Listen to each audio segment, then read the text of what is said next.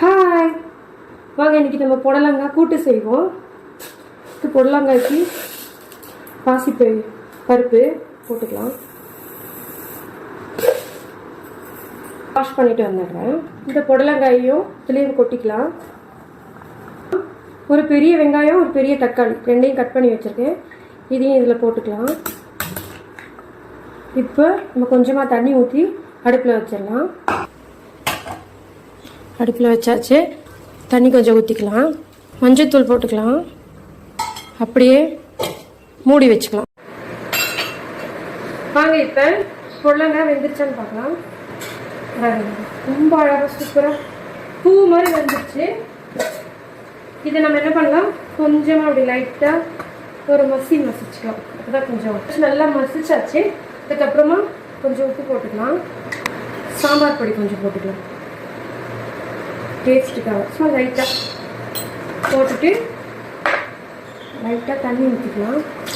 அப்படியே கிளறி விட்டு ஒரு கொதி வரட்டும். கொதி வந்தோம்னா நம்ம தாளிச்சிக்கலாம். நல்லா மசிச்சா தான் டேஸ்ட் வரும். நல்லா மசிச்சுட்டேன்.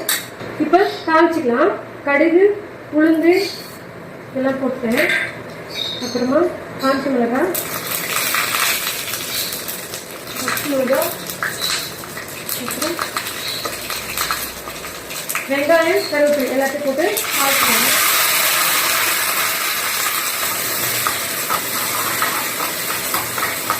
நல்ல ஒரு வாசனையான தாளிப்பு கொடுத்துருவோம். அப்படியே ஒரு 2 நிமிஷம் அடுப்பில் வச்சுக்கலாம். கொத்தமல்லி அப்படியே கொஞ்சம் போட்டுடலாம். போதும். இப்போ நம்ம தோசை வச்சுக்கலாம்.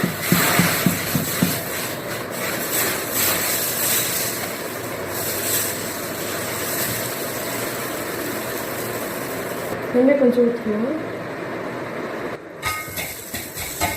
தோசை ஊற்றி வச்சு சாப்பிடலாம். கூட்டு வச்சு